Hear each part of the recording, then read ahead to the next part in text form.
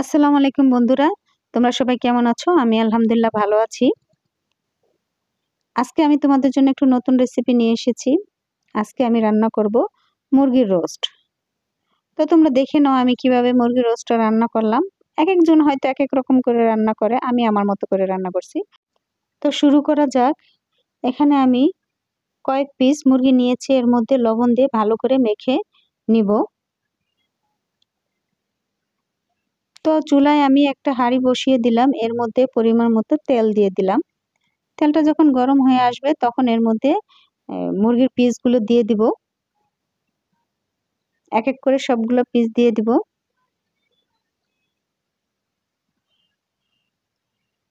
তো আমি এক পাশ ভালো করে রান্না করে নেব, ভেজে নেব। তারপর এখন আমি সবগুলা মুরগির পিস উল্টিয়ে দিব। এক পিঠ আমার হয়ে গেছে।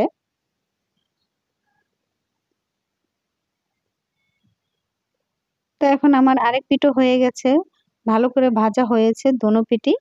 এখন এগুলাকে আমি নামিয়ে নেব এক এক করে।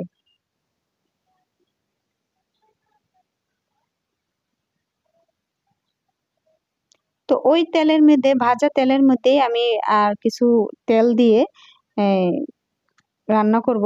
এখানে আমি দিয়ে দিলাম পরিমাণ মতো কিছু পেঁয়াজ কুচি। পেঁয়াজটা একটু তেলের মধ্যে ভেজে নেব অল্প কিছুক্ষণ।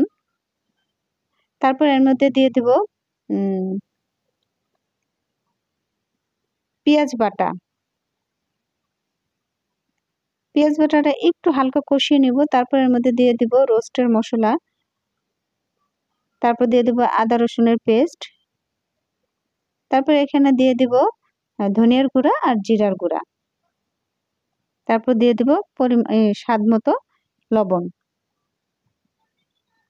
তারপর দিয়ে দিব মরিচের ফাঁকি। তারপর এর মধ্যে দিয়ে দিব টক দই, দিয়ে ভালো করে একটু কষায় নিব।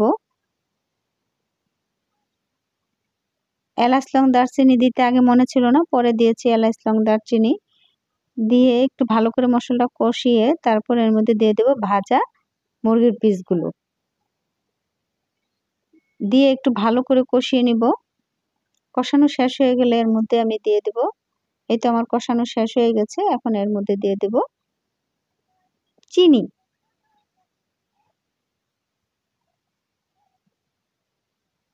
চিনিটা দিয়ে একটু ভালোভাবে নেড়ে চেড়ে নিব। তারপর এর মধ্যে দিয়ে দেব পানি। পানি দিয়ে ভালো করে আমি রোস্টটা রান্না করব। এই তো বলক এসে পড়েছে। এর মধ্যে দিয়ে দেব কাঁচামরিচ।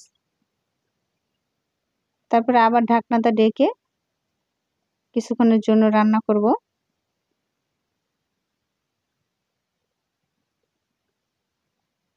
এই তো প্রায় হয়ে গেছে আমার মুরগির রোস্টটা।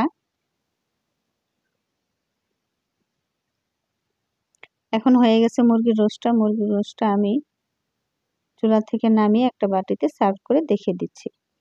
এই তো আমার মুরগির রোস্টটা রেডি হয়ে গেছে।